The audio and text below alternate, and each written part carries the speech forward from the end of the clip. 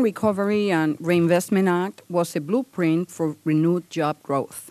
As part of a larger effort to put Americans back to work, that legislation included important investments in broadband deployment. And in fact, every $10 billion in broadband investment creates or saves 498,000 jobs annually. Of those positions, more than half are supported by firms with fewer than 500 employees. In other words, this is an opportunity for small businesses to really shine. And with efforts to expand the technology now underway, small firms are already vying for that chance. By next month, the first round of broadband awards will have been announced. And because telecom giants like Verizon and Comcast decided not to compete, small firms should win a sizable chunk of available grants and loans. In fact, NTIA and RUS are required to give special considerations to disadvantaged small firms. But unfortunately, that process has been less than seamless. Many small businesses have complained of challenges ranging from excessive paperwork to restrictive capital requirements. In today's hearing, we are going to discuss those obstacles. We will also look for ways to ensure small firms can enjoy the benefits of broadband deployment, both as the beneficiaries of an enhanced IT infrastructure and as its engineers.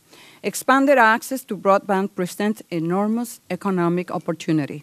Since the mid-1990s, the Internet has played a key role in our economy. With a high-speed Internet connection, any entrepreneur, regardless of location, can tap that growing virtual marketplace. But while overall growth in broadband has been steep, progress has varied by region. Today, only 46% of rural households use technology compared to 67% in non-rural areas. Many low-income urban communities have also fallen behind. Given the role that the Internet plays in our economy, this disparity marks more than a simple digital divide. It means missed opportunities for small businesses. New investments in broadband can help recapture those opportunities. But so far, efforts are off to a rocky start.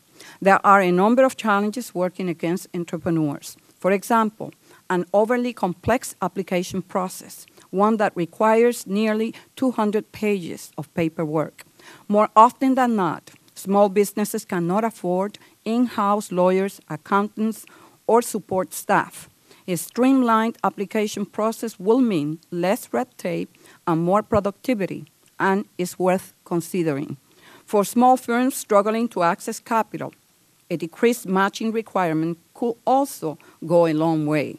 Asking small businesses to match 20% of total project costs is a tall order, especially at a time when capital is increasingly hard to come by.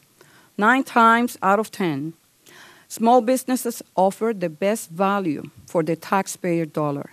Our policies should reflect that fact.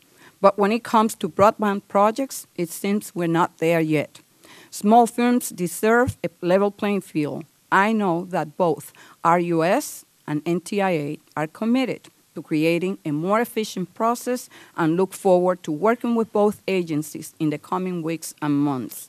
Technology is often called the great equalizer of the business world. If done properly, increasing access to broadband will allow small firms to compete with big companies.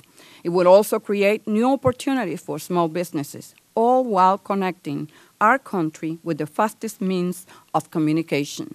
We have come a long way since the days of dial-up. New investments in broadband can take that progress one step further and allow America's small businesses to help rebuild our economy. I would like to thank the witnesses in advance for their testimony. I know this is an exceptionally busy time for them, and I am grateful that they could be here to discuss this important issue. With that, I will yield to the ranking member for his opening statement.